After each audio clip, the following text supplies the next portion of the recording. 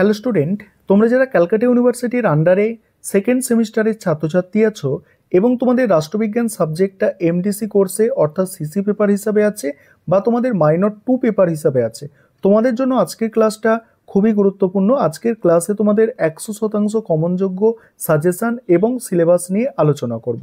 এবং তোমরা প্রথম সেমিস্টারে যেভাবে দেখেছো যে এমডিসি কোর্স এবং মাইনর কোর্সের সিলেবাস কিন্তু সেম ছিল, সেকেন্ড সেমিস্টারেও তাই এমডিসি কোর্স এবং মাইনর কোর্সের সিলেবাস কিন্তু সেম। ঠিক আছে, এবার তোমরা সাজেশনটা দেখে নাও। প্রথমে সাজেশন দেখো, তারপর আমি সিলেবাস নিয়ে আলোচনা করব। দেখো, তোমাদের যে পেপারটার নাম হচ্ছে কনস্টিটিউশনাল গভর্নমেন্ট ইন ইন্ডিয়া। আর তোমরা যারা কনস্টিটিউশনাল ভ্যালু প্রথম সেমিস্টারে পড়েছো, তোমরা যারা বলা ভুল যে প্রত্যেকেই তোমরা পড়েছো, তোমাদের অনেক প্রশ্ন কিন্তু সেম পাবে, অর্থাৎ তোমাদের কিন্তু অনেক সুবিধা হবে এই সাবজেক্টের ক্ষেত্রে। দেখো, 15 নম্বরের প্রশ্ন যেগুলো তোমাদের করতে হবে, 15 নম্বরের প্রশ্ন তোমরা জানো 4টে লিখতে হয়, মডিউল 1 থেকে 2টো, মডিউল 2 থেকে 2টো।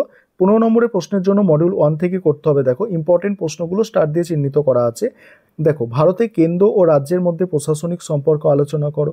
দ্বিতীয় আছে ভারতীয় গণপরিষদের গঠন ও কার্যাবলী আলোচনা করো। 3 নম্বর, ভারতীয় সংবিধানে উল্লেখিত ধর্মীয় স্বাধীনতার অধিকারটি আলোচনা করো। নেক্সট আছে ভারতীয় যুক্তরাষ্ট্রীয় ব্যবস্থার প্রকৃতি আলোচনা করো। নেক্সট, ভারতের রাষ্ট্রপতির জরুরি ক্ষমতা আলোচনা করো।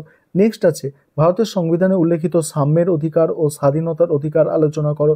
নেক্সট, রাষ্ট্রপতি ও ভারতের প্রধানমন্ত্রীর মধ্যে সম্পর্ক আলোচনা করো। এবার মডিউল 2 দেখো। মডিউল 2 এ প্রথম প্রশ্ন, ভারতের সংসদীয় কমিটি ব্যবস্থার উপর টিকা। নেক্সট, সংবিধানের কার্যাবলী পুনর্বিবেচনার জন্য গঠিত জাতীয় কমিশনের প্রধান প্রস্তাবগুলি আলোচনা করো। নেক্সট, ভারতের বিচার বিভাগীয় সক্রিয়তার ওপর টিকা। নেক্সট আছে দেখো, লোকসভার স্পিকারের ভূমিকা। ভারতের যে কোনো একটি রাজ্যের হাইকোর্টের কার্যাবলী বর্ণনা করো। কোনো রাজ্যের বিধানসভার মুখ্যমন্ত্রীর ভূমিকা পদমর্যাদা ব্যাখ্যা করো। ভারতের একটি অঙ্গরাজ্যের রাজ্যপালের ক্ষমতা ও পদমর্যাদা আলোচনা করো। ভারতীয় সংসদে অর্থ বিল পাসের পদ্ধতি আলোচনা করো। এবারে আরেকটা দেখো, ভারতের একটি রাজ্যে মুখ্যমন্ত্রী ও রাজ্যপালের সম্পর্ক লেখো। তারপরে দেখো 5 নম্বরের প্রশ্ন।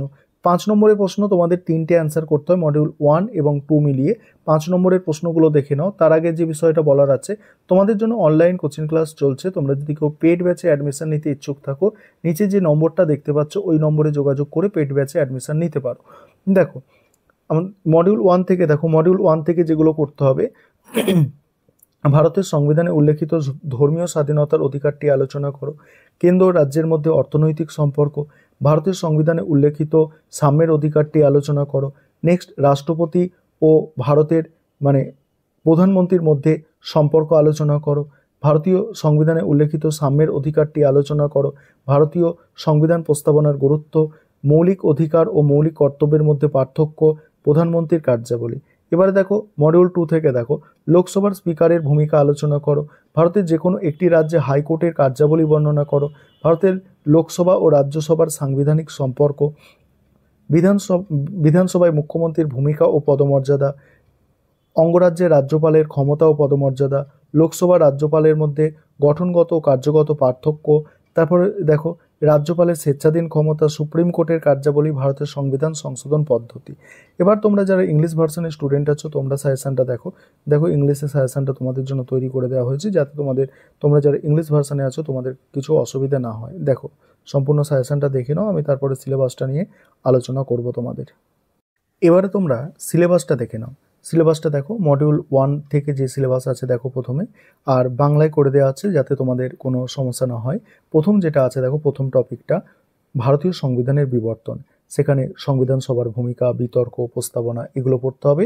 আর 2 নম্বর যেটা আছে নাগরিকত্ব অর্থাৎ সিটিজেনশিপ, মৌলিক অধিকার ও কর্তব্য, নির্দেশমূলক নীতি।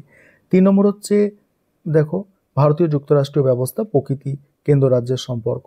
4 নম্বর হচ্ছে কেন্দ্রীয় কার্যনির্বাহী, রাষ্ট্রপতি, উপরাষ্ট্রপতি, নির্বাচন, এগুলো পড়তে হচ্ছে 4 নম্বর চ্যাপ্টারে তোমাদের।